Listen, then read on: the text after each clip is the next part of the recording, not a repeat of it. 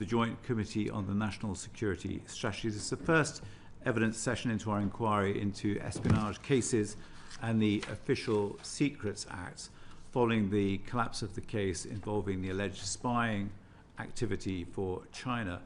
Our objective from these sessions is to bring clarity to questions that have arisen in recent weeks, to ensure proper accountability and review the adequacy of processes and decision making.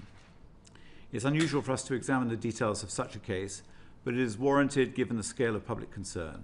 So we're going to be hearing from officials today and ministers on Wednesday morning.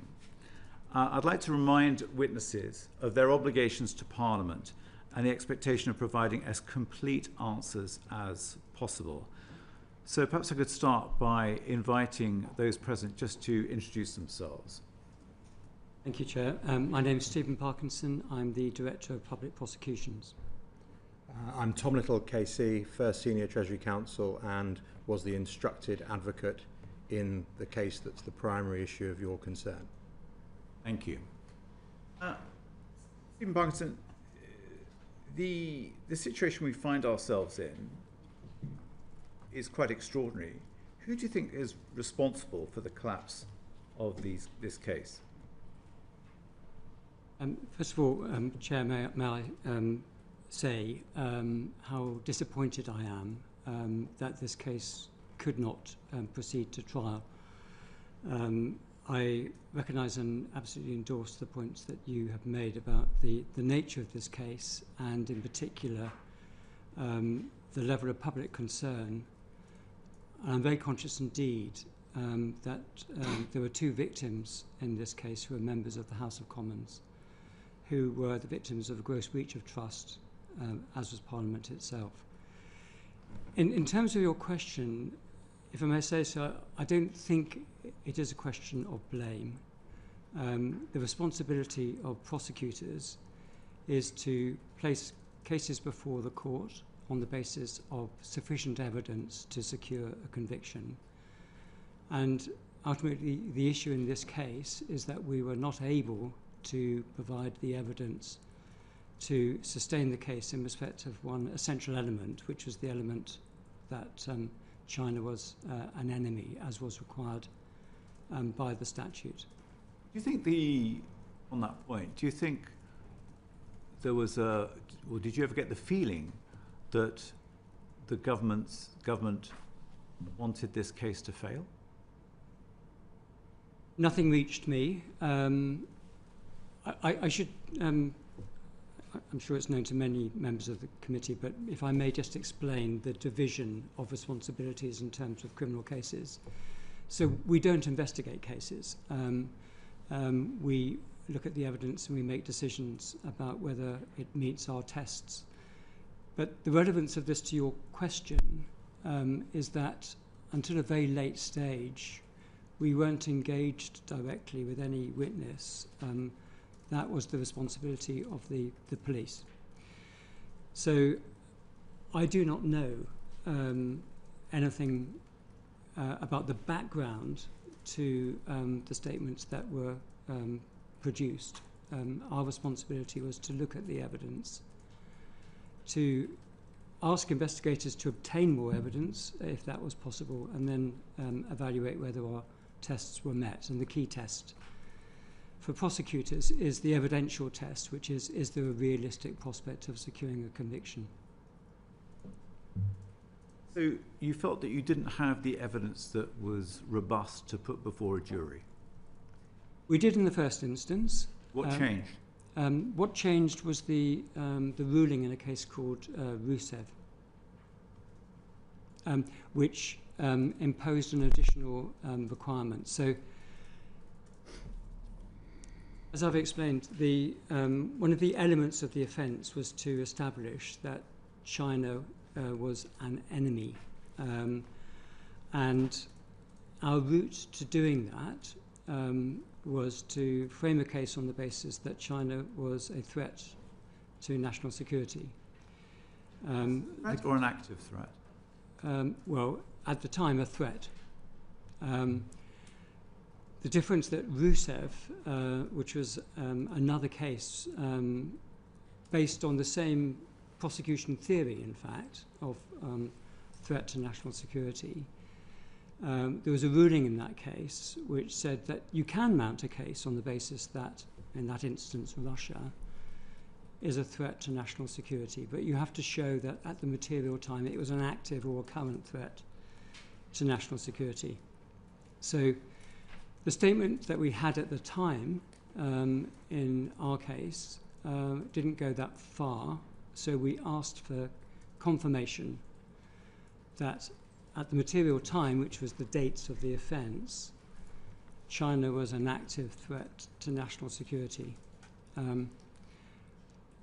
That we did not think that this would be a difficulty, but in the end it proved to be a sticking point, and we were unable to secure that evidence.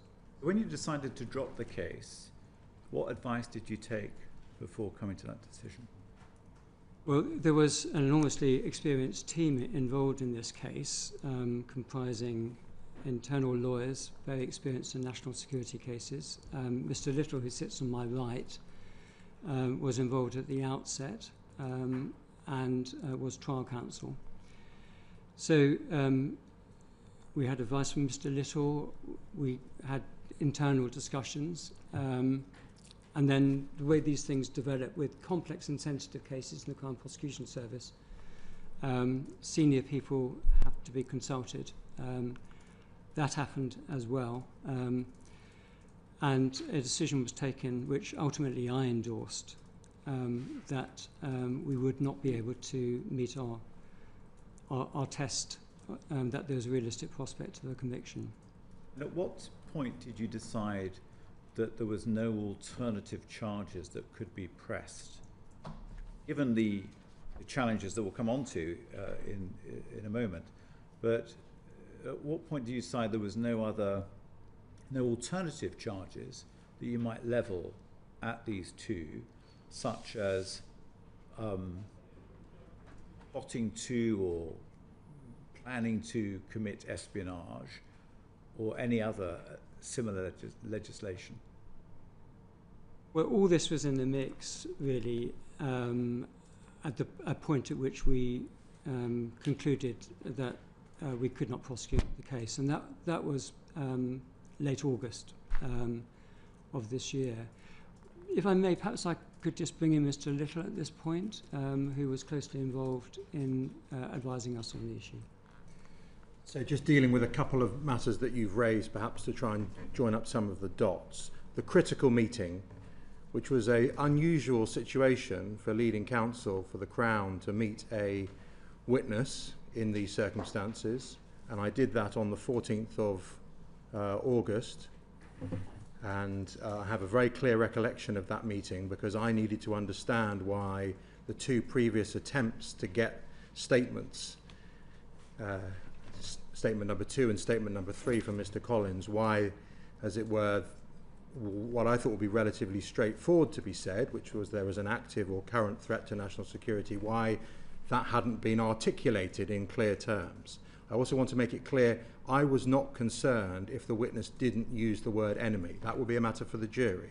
But I needed to have the evidence to support the submission to the jury. And the witness was clear to me that he would not say that China posed an active threat to national security at the material time. That was in answer to what I regard as the million-dollar question in the case. And once he had said that, the current prosecution for those charges was effectively unsustainable. That's my carefully reflected position. I didn't jump to that immediately. I advised on the 22nd of August, having reflected over it as far as those charges were concerned. There was other discussion then about alternative charges, but I don't think anyone should misunderstand the effect of what the witness had said. That would have been disclosable, and it brought this case effectively to a crashing halt as far as that was concerned with that witness, who is the Deputy National Security Advisor to the Cabinet. It's very different to the position of giving away a witness who witnesses criminal incident on the street for reasons that I hope are obvious. But we did give very careful consideration as to whether this was remediable. And I concluded, but more importantly we concluded, that is the entire prosecution team, that it was not. Okay. To bring in Dame Emily, but just briefly, if I could, Lord Hutton. Yes, a question really for the Director of Public Prosecutions. You said in your opening statement to us, sir, that you were disappointed that Yes. this prosecution couldn't be brought. And it sounds like you think that there was enough evidence, clearly, to merit a prosecution and a reasonable chance of conviction. And your argument is purely that the Rousseff case changed that. Essentially, yes. I mean, I was disappointed. We felt that we had a good enough case to prosecute. We'd obviously spent an enormous amount of effort getting the case to the point that we did. And we felt that there should be no difficulty, in fact, in answering the question that we posed. Was China an active threat to national security at the material time? We thought that would be evidence that could be given relatively easily, but it turned out to be a sticking point. We first asked that question, so the ruling in Rousseff came out on the 31st of May 2024. We asked that question on the 11th of June. We slightly amended it the following day. It took 14 months to get the answer to that question, and the answer was no. And it took quite a lot of effort on our part to try and get the answer. But what you can't do as a prosecutor is tell people what to say. You can only obviously ask questions. But we did put a lot of effort into it, and yes, we did feel disappointed and frustrated. This was an important case. Did it ever sort of occur to either of you that, given that if this case had gone to a trial, a jury would have had to have decided what the threat to national security was? And many people, certainly in this place, would think you can't have national security without economic security. And the Deputy National Security Advisor was very clear of the active threat to our economic security that China posed.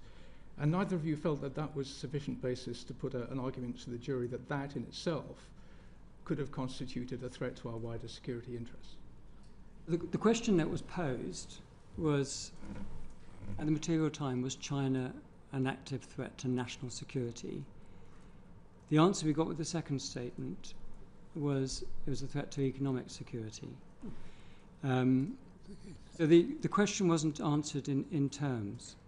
But if I can just really reiterate what Mr. Little has said, the issue wasn't so much the statements that we were given, it was what was missing. And the key question which would have been posed in cross-examination was the question that we posed in June. Was China an active threat to national security at the material time? And the answer was that confirmation couldn't have been given. Now, can I just explain the impact of that? So the way criminal procedure works, the prosecution lays out its evidence before the court, and at the close of the prosecution case, the defence are entitled to make a submission of no case to answer. And they can do that if any element of the offence is not satisfied. And if the judge concludes that no reasonable jury properly directed could reach that conclusion, then he will stop the case. And the conclusion that was reached by Mr. Little and by our team was we were in that place. So this case would not have got to a jury because our professional assessment was that we were unable to satisfy that limb in view of that answer. So it's not so much the evidence that was given, it was that answer went to the heart of the issues and it was fatal to the case. Can I just add Just bring in Dame Emily. Can I just, may I just because I think there's quite a lot of elements here that May I do it this way? Let's start with the evidence that you first had to charge Berry and Cash in April 24 with under Section 11C of the Official Secrets Act. What you had to prove was there was the actus reus, the guilty act, which was communicating information that might be useful to an enemy, and the guilty mind, the mens rea, for any purpose prejudicial to the safety or interests of the state, and that was an objective test. And at that stage, you had a statement, and it was from the Deputy National Security Advisor, dated the 22nd of November 23. So that's what you had. And the statement essentially said this: it proceeded on the basis that it would be proved by others that Berry had been recruited by the Chinese state as an agent, that he passed information from Cash to Berry, et cetera, all of that stuff. So he goes through all of that material and says, this is the material, this is how it was getting to China, this is who the people were who were getting it. And then the important thing, the original evidence that he gave, which you didn't get from any other source, was the evidence about the guilty mind, which was he made clear that the information was of the type passed that would be prejudicial to the safety or interest of the state, and he repeated that throughout the statement, right? So he's proving the guilty mind, others had proved the guilty acts, and what you didn't have in that first statement was you didn't have any evidence that China was an enemy, right? We felt that, I mean, the high watermark of his evidence was his statement about the capability of China. Are you referring to page 2, paragraph 6? Yes. Yes. If I may I read it out? Please do. Does it begin, the Chinese intelligence services are highly capable and conduct large-scale espionage operations against the UK and other international partners to advance the Chinese state's interests and harm the interests and security of the UK? That's it. So that's it. So you had that, but you had no more to prove at that stage that China was an enemy, right? That was the basis upon Right. which we felt that we could And the maintain law the case. at the time there was no definition within the Official Secrets Act as to who is an enemy, and these cases don't come up very often. And there had been this case called Parrot, which had come out before the First World War, which tends to show just how often these cases come up, which is not often. And in Parrot, what was said was that the law at the time was that Parrot said enemy is not defined, right? But that that an enemy can be a country that one day might be at war. We might be at war with, which makes sense given it was the year before the First World War.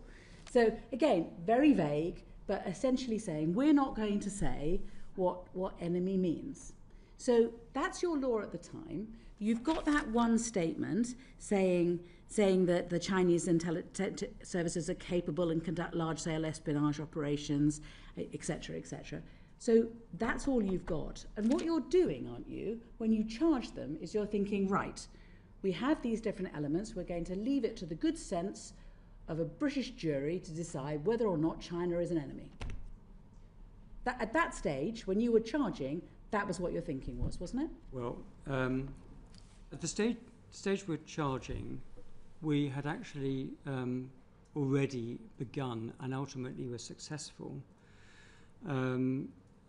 a case based on threat to national security. And that's the case of Rousseff. I've referred to the legal ruling, but of course it was a criminal case. So... I mean, sorry. No. When you're charging the case, you charge on the basis of the law, right? And the law is what I've just taken some time to bring everybody through, which is the statute and a case called Paris. And that's the law at the time, right? You may be sorting out another case that may or may not go to the Court of Appeal. It may or may not make some law. You don't know at that stage. When you're charging on the date that you did, right, which was April 24, you did it on the basis of the law then, not the law that you hoped might come at some stage in the future. You do it according to the law then. Yes, but right. We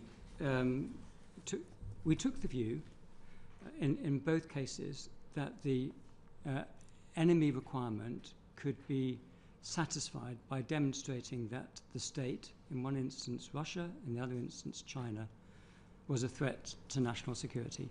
And so that's the basis upon which we proceeded in this case. I mean, you might have taken the view that you had evidence that China was conducting large-scale espionage operations against the UK and had recruited a couple of people who were connected with the British Parliament, and that by itself might be enough to persuade many a juror that China was an enemy, because it's hardly the behaviour of a friendly country. The basis upon which we took the decision to prosecute was that. But what happened was that when in the earlier case, Rusev, that approach by the prosecutor... No, I will give you a chance to move on. I just want to get the basis of this clear. Yeah. Because what I don't understand, you see, is that if you had enough evidence to charge, why you didn't have enough evidence to carry on with the case, yes, and what it was that changed. Yes. And you say that the law was fundamentally changed by the case of Rusev, which made your evidence that you had when you charged not sufficient. No, I'm not saying that.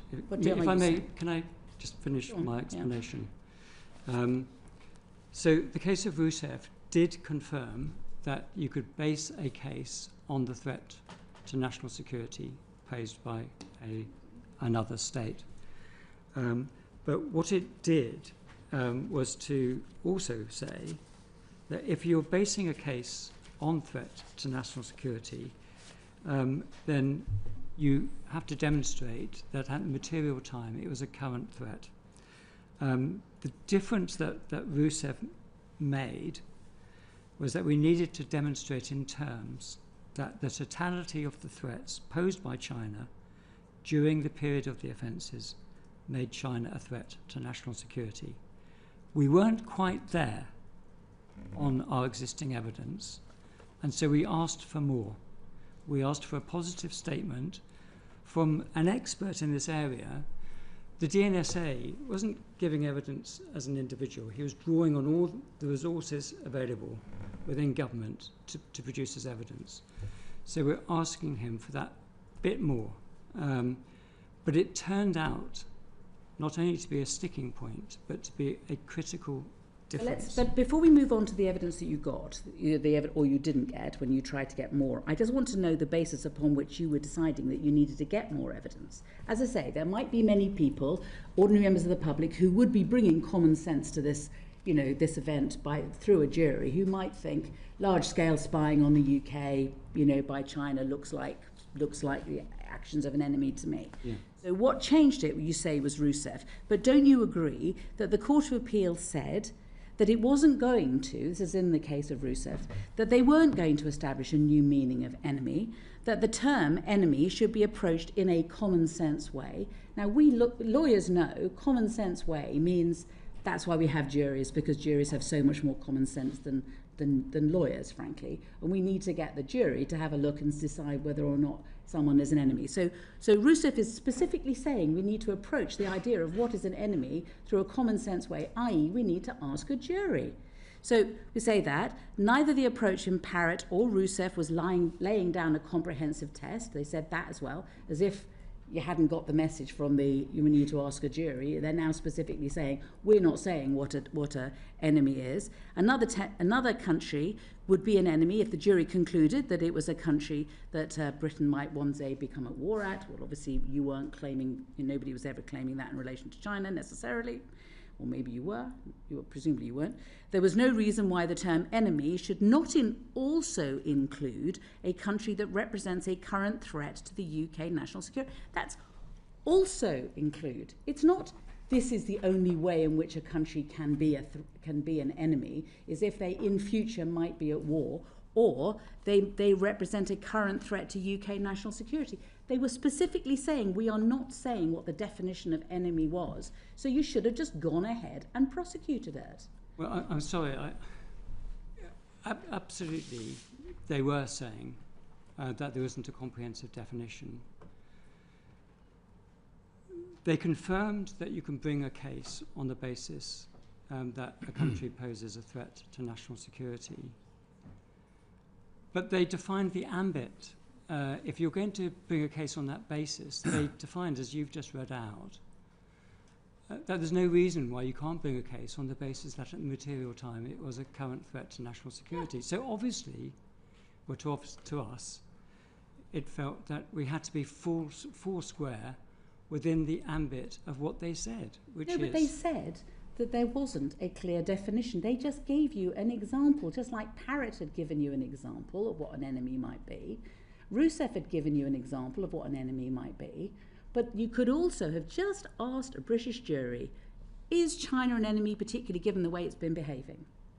Well, as I've explained, the view that we took, and I will invite Mr. Little to add to this, but the view that we took was that our case wouldn't survive a submission of no case to answer, and so it wouldn't get to a jury. We took the view that we'd taken rather an expansive approach to the definition of enemy, if I may say so, by, in Rousseff itself, and now in this case, saying the legal test could be met by demonstrating that China was a threat to national security. The Court of Appeal said, we agree.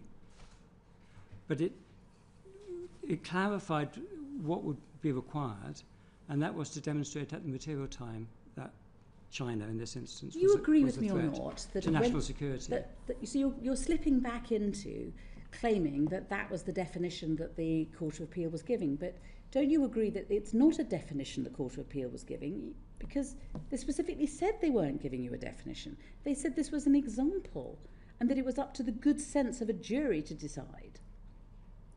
They said we can bring a case based on threat to national security and define the ambit of what they meant by that, i.e. a current threat to national security at the material time. They did talk about a jury, but on the basis that there was some evidence to substantiate that. And our problem, if I may come back to this, was that our only witness on this issue was unable to confirm that at the material time China was an active threat to national security. So we didn't have the evidence. You've got it in your first statement. You've got the Chinese intelligence services are highly capable and conduct large-scale espionage operations against the UK and other international partners to advance the Chinese state's interests and harm the interests and security of the UK. That sounds like a threat to me. I think Mr. Little wanted to... That was the basis upon which the charging decision was made, that it was a national security threat. I also accept that, depending on the evidence, threats to the economy, significant threats, could amount to a threat to national security. But we cannot get past, and it's unhelpful to try and ignore, the clear words of the witness who was going to be called, who did not say to me, I'm not going to say that they pose a risk to national security, but they pose a really significant economic threat, which I do regard as a significant threat to national security. He wouldn't say that. And so it's critical, bearing in mind how we put our case, and I accept that the definition is not exhaustive, but the question is, what other definition could we or should we have used? We had always proceeded on a national security basis, and common sense, I'm afraid, is not enough if I do not have the evidence to establish properly, in an admissible form, that they did pose a threat to our national security, or some other route to allow me, not just with rhetoric, to say you can be satisfied so you're sure that they are an enemy. And that's the fundamental problem with the meeting on the 14th of August 2025, because the effect of that was a total roadblock to this prosecution, and that's my firmly held May I just let this will be my last question, and then I move on. This is my last one. You had 12 pages of evidence in the first statement of the various things, the various information that these guys had passed on to the Chinese. You know, you had and extensive, example after example, and they had been recruited by the Chinese in order to give evidence to them, in order to advance the case in order to advance the national interest of China, and again being told that it was undermining the national interest and the security of the UK. It's not rhetoric, you had evidence. That evidence was, as you can see from the terms of the statement, focusing in on another element of the offence, which is purpose prejudicial. I won't ask any more questions. Just very briefly, why didn't you put this to a judge? Was there any sort of downside to putting it to a judge, just to gauge their thinking on this? Well, there would be no basis to do so. Once the prosecution form the view that there is not a realistic prospect of conviction, we don't go and have that second guessed by a judge. That's the duty that's placed upon the director and all his prosecutors. I provide advice in that respect. But that in my submission would not be a proper way to prosecute the case, which would be to pass the buck to somebody else and let them stop the case. That's the importance of making these difficult prosecutorial decisions, which the DPP is entrusted to do. I'm just going to bring in Lord Sedwell and then Lord Boating.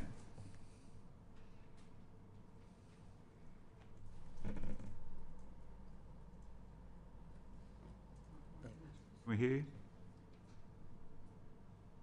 I ask the question while we're dealing with the technology. Lord Boating, Yeah, yes. he's on. He's The on. question that I have for you is this, and I recognise the difficulty and the complexity of this case and your role in it. But the threat goes beyond those excerpts that Dame Emily has helpfully read out to you, because the first witness statement also says, and I quote directly, its espionage operations, quotes, threaten the UK's economic prosperity and resilience and the integrity of our democratic institutions. That's right. So this isn't just a question of the economy and resilience. It goes to the heart of our national life, our democratic institutions. Neither of you have mentioned that in response to Dame Emily. So how do you deal with that?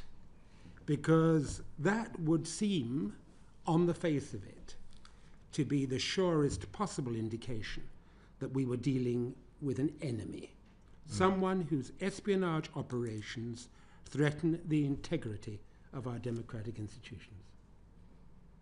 Well, as I mentioned earlier, we were satisfied on the basis of that first witness statement that there was a case to bring to court.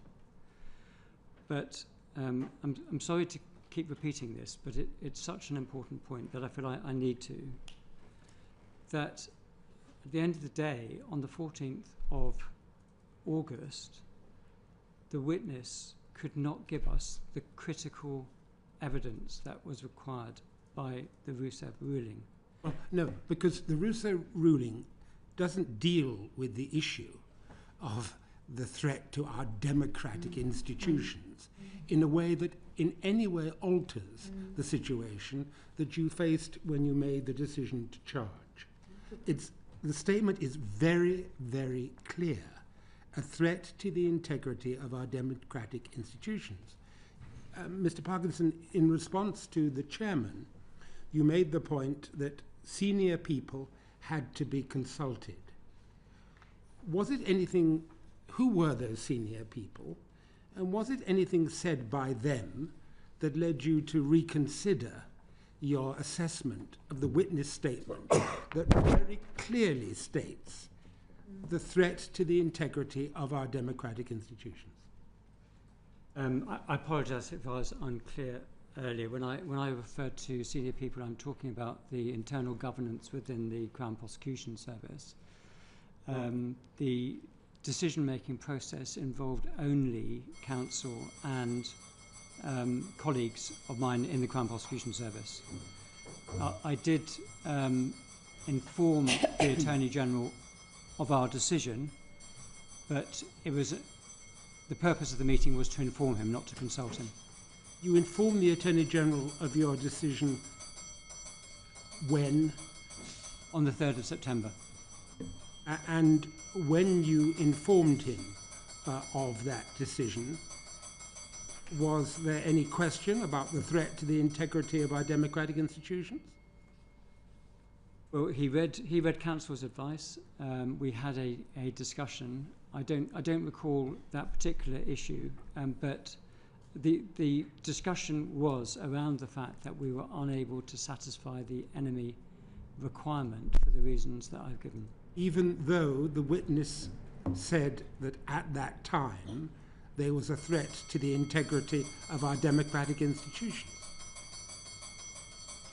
Well, the witness was unable to provide the confirmation that we sought, that China was a threat to the national security of the UK. That was the basis of our case. So something that threatens the integrity of our democratic institutions is not a threat to the national security of the United Kingdom?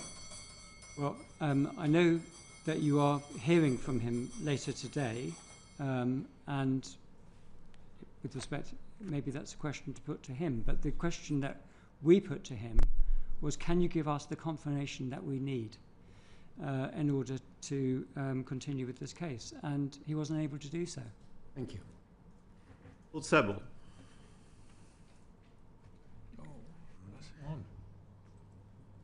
You're on. Thank you. Yeah, sorry. I need to be unmuted from. Apologies for the bells, but we will continue working through. Okay. Okay, thank you. So, Director, thank you. Well, as you said, we'll be putting these questions to the Deputy National Security Advisor later. My question is a simple one. You've referred to the witness, but why did you choose only to have one witness, the Deputy National Security Advisor, on behalf of the government, as your only source of evidence on this question of whether China poses a national security threat to the United Kingdom? Well, the choice was not made by us. The choice was made by those investigating the case, but he appeared to be the most appropriate person to provide that evidence. As I said earlier, this wasn't personal evidence. He was giving evidence on behalf of the state, and the expectation was that he would draw upon all appropriate sources within government in order to frame his evidence. So he was in effect an expert. He wasn't what I might call an observational witness. An observational witness is someone who witnesses an assault or a threat. He wasn't that type of witness. He was an expert. His job involved providing advice to Cabinet on these issues. He seemed to be the best placed person, so we were told, and we were happy to accept that. I think the other thing, because questions have been raised about whether we might have drawn on other sources. And in my letter, I tried to set out not only why he was considered to be the most appropriate person, but why it would have been very undermining of our case if we'd produced another witness who was contradicting him. We don't think that the judge would actually have allowed it. But in the simple answer to your question really is that this was the witness produced to us by the investigators, and he seemed to be the most appropriate person to give that evidence. So I understand that, Director. By the way, as I should just say for the record, I used to be the National Security Advisor, and indeed Mr. Collins used to work for me, although not as deputy. He was in a more junior position. Yeah. But if I can just pursue this point. Of course. Yeah. You've said in correspondence, etc., rightly that you are independent of government.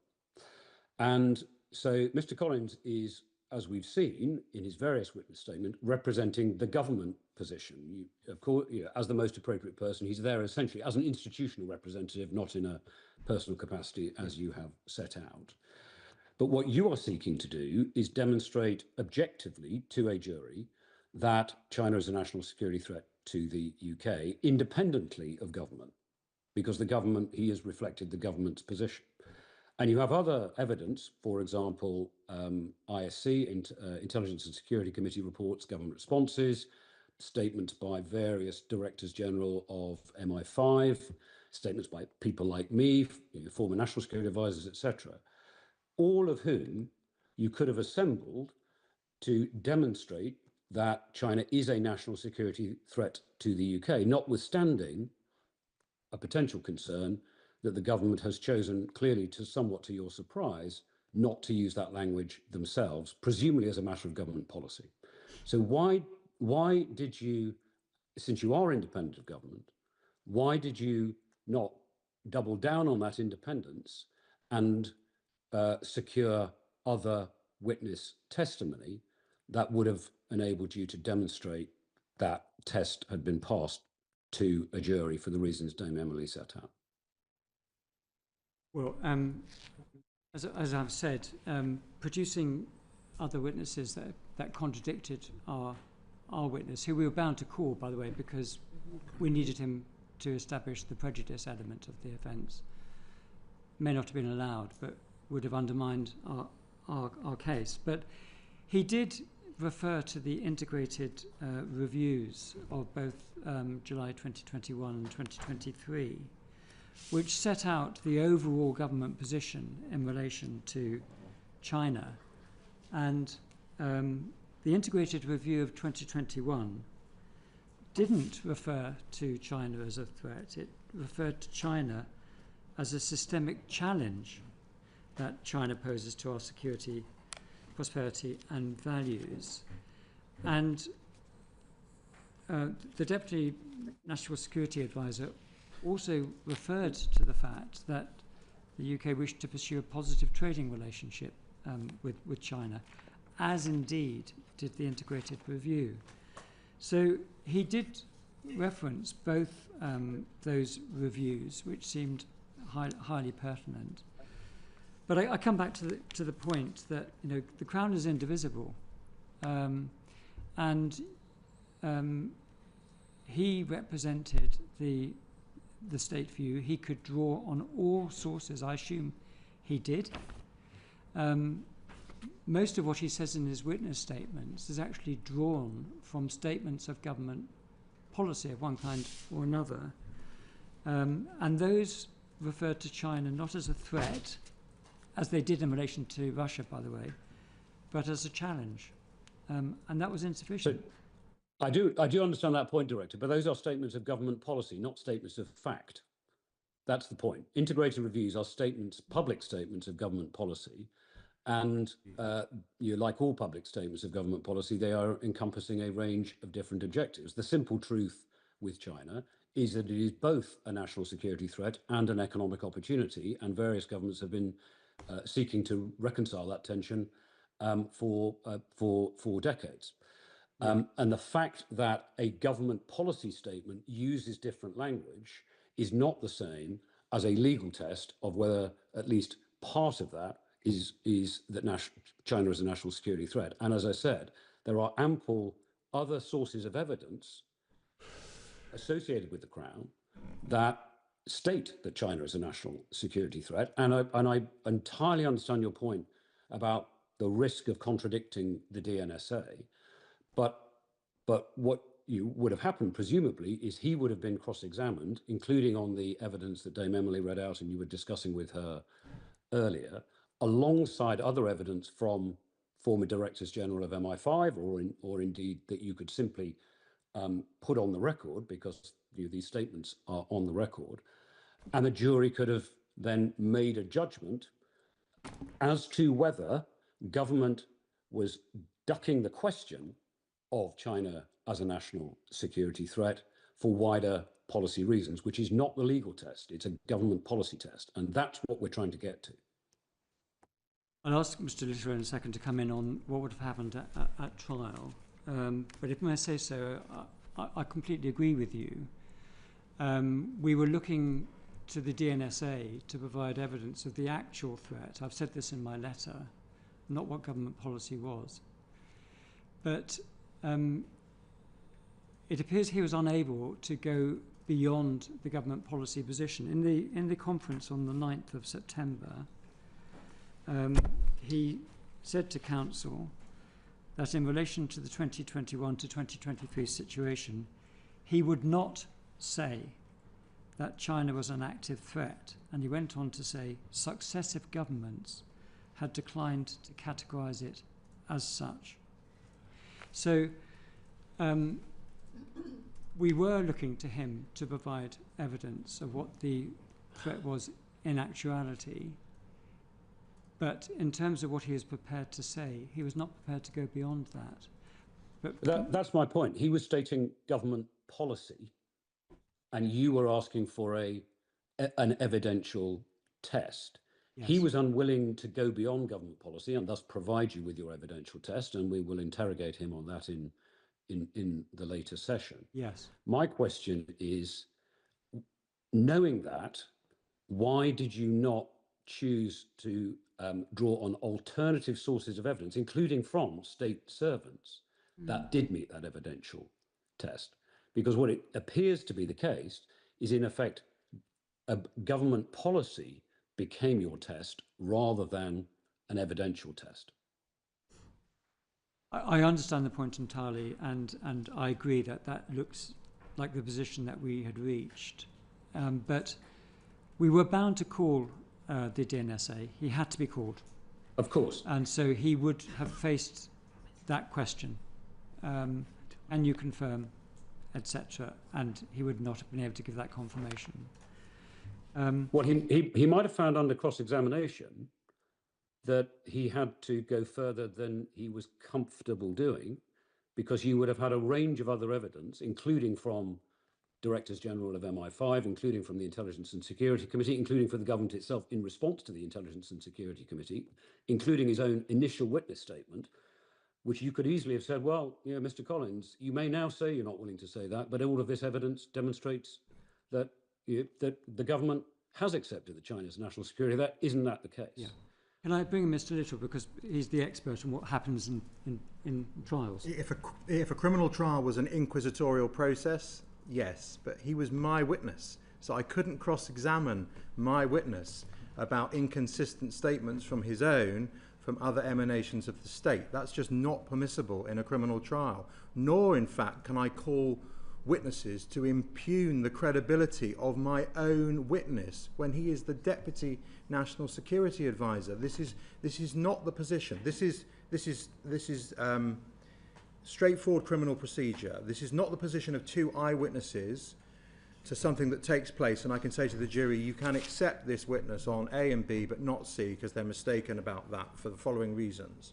We're simply not in that territory, and I'm afraid the principle of indivisibility is a real problem for the prosecution in this case.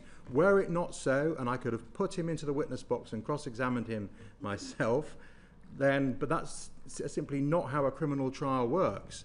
I would have to have asked him in examination in chief what the position was in relation to the threat, because it would have looked awful if he'd been just cross-examined on that.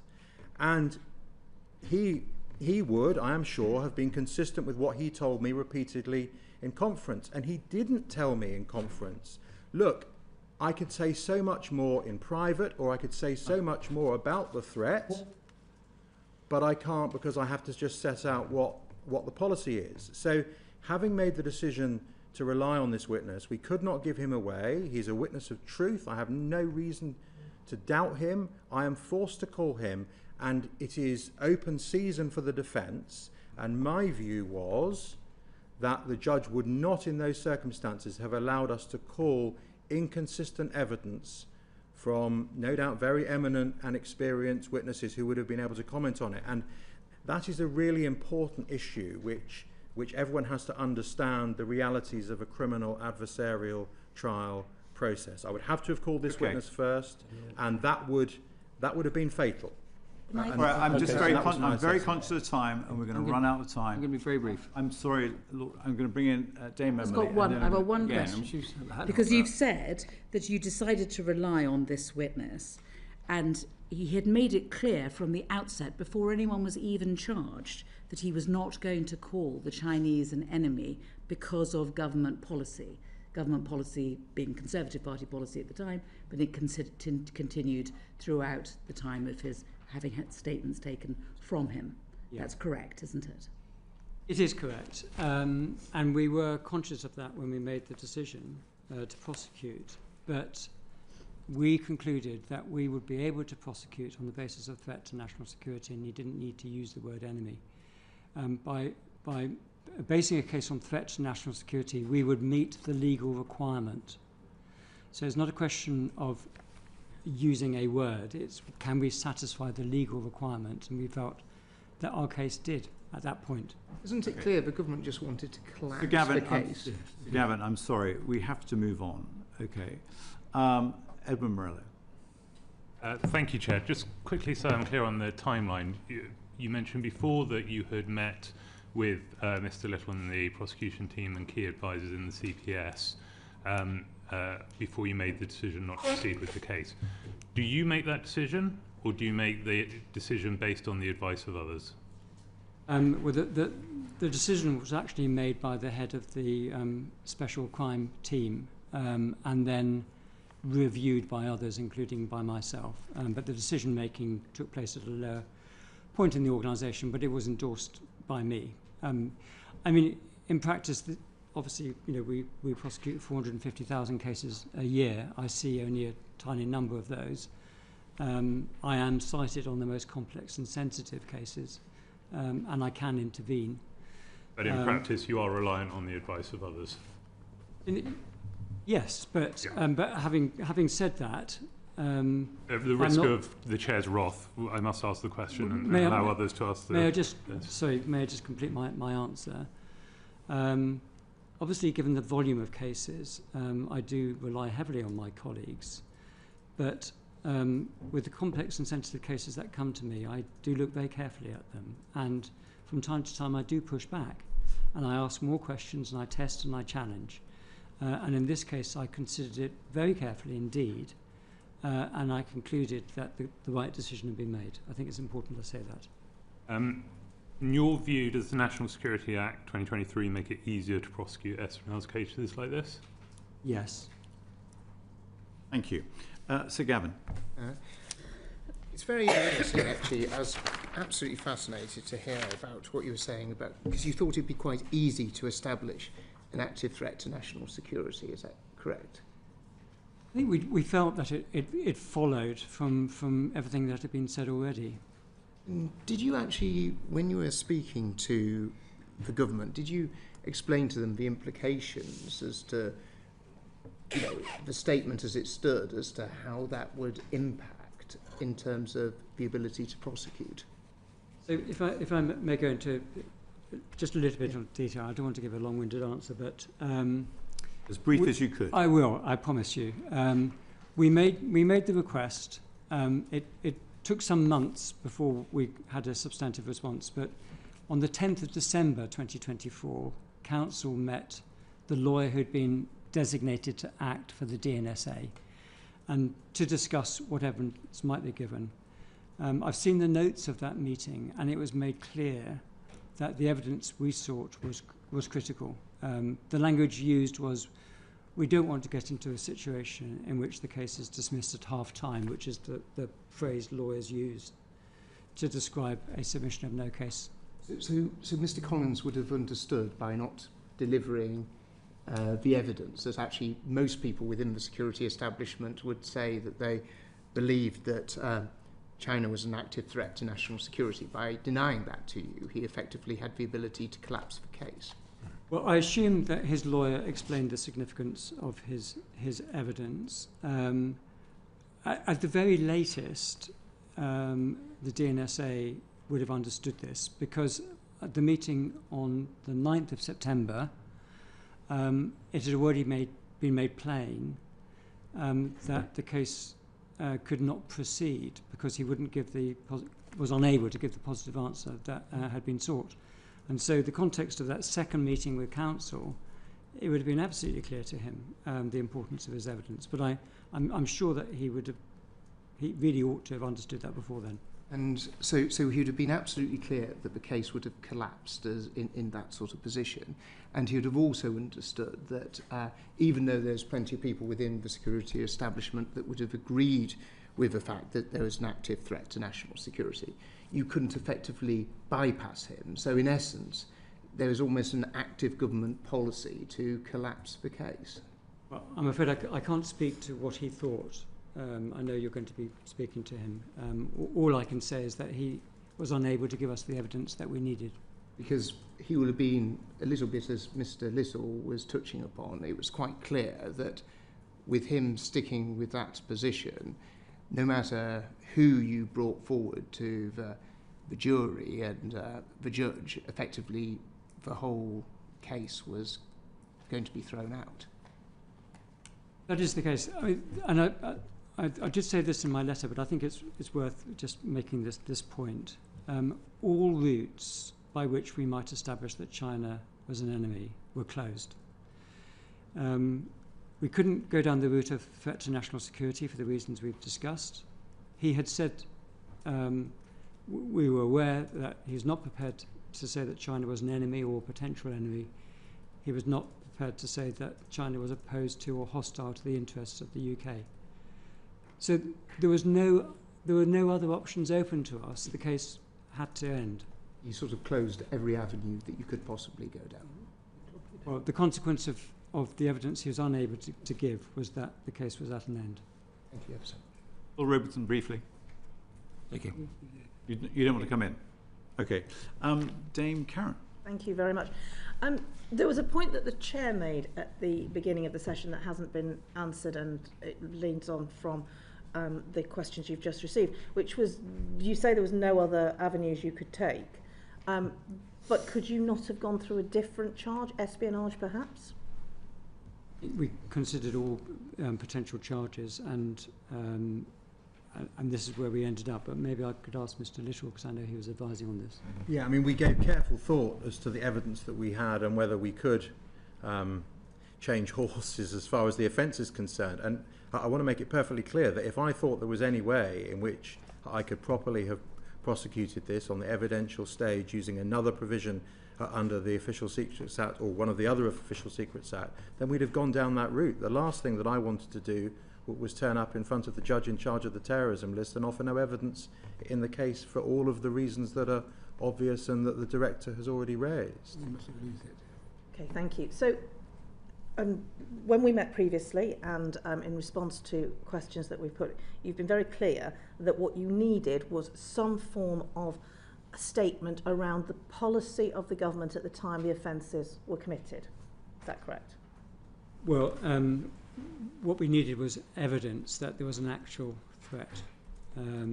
So we weren't asking for statements of policy. We were asking for the witness, as Lord Sedwell pointed out earlier, what we needed was evidence of fact that in actuality China was an active threat at the material time. So the final statement, the description of China, is taken from the Labour Party manifesto. Did that undermine the case? Was that the fundamental problem? I obviously have read in the press that there's similarity between the statement and the Labour Party manifesto, but we were unaware of that. And that wording was the wording that meant you couldn't say that China was a threat. No, to be clear, the problem has always been that those three witness statements were insufficient to enable us to prove the case. We needed that extra element which couldn't be satisfied.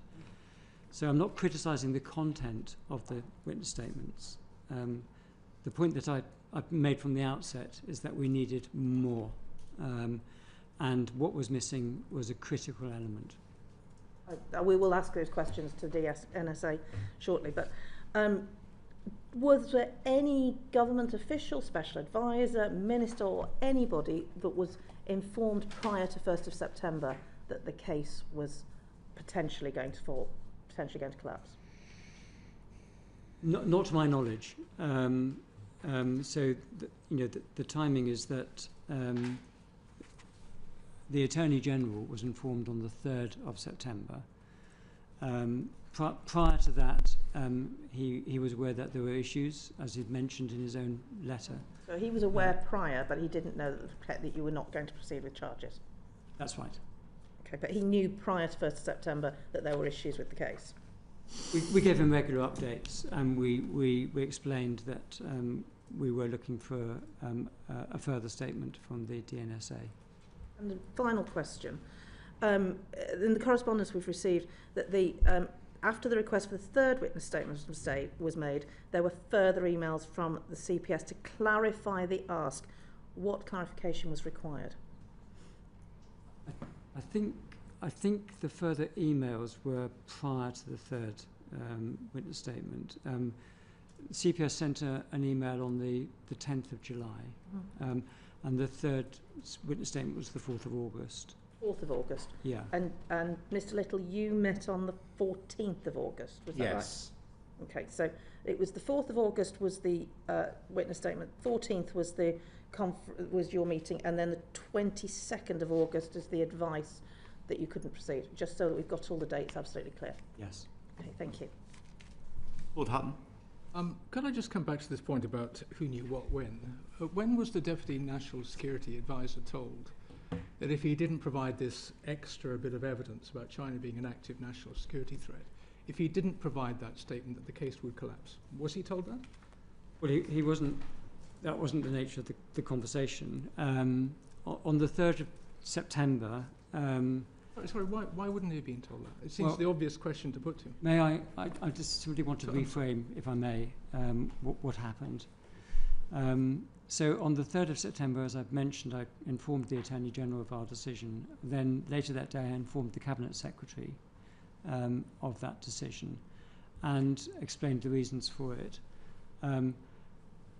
Then the DNSA came in at the conclusion of that meeting, and I informed him of our decision. It was clear from the conversation that then developed that he felt he could offer more. He said that the meeting with counsel had been brief. So I reached the conclusion that no further steps should be taken in this case until the DNSA had had a further opportunity to meet with counsel. So that's the way the conversation developed. And I said, no communication, please, to anyone, because an issue has been raised that there may be more to be said. So that happened, and the second conference with council took place on the 9th of September.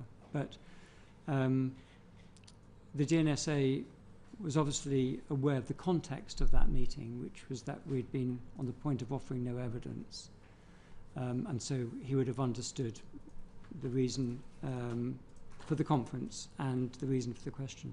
So effectively, sorry, Mr. Little, did you? Can I just add that in the way you articulate it, I can understand why you do put it in that way, but I would never have expected a witness to effectively almost have a gun put to their head and said, you need to say this, otherwise we're going to drop the case, because you can understand what the inevitable effect and how that would be used if he then said, oh, well, they do, then we would have to have disclosed the terminology used. But your real point is, was he on notice more generally about the impact without there being a threat? I took the view, certainly on the 14th of August, that he understood what he was telling me. It was relatively brief, but actually the issues are pretty narrow that he had to deal with. It's a one-question answer, and he was absolutely clear in the second meeting on the 9th of September, because it had already been raised. And although some of the language used was not identical to the previous meeting, the substance and effect of it was identical as far as my conclusion was concerned. So he certainly knew this case was going to collapse.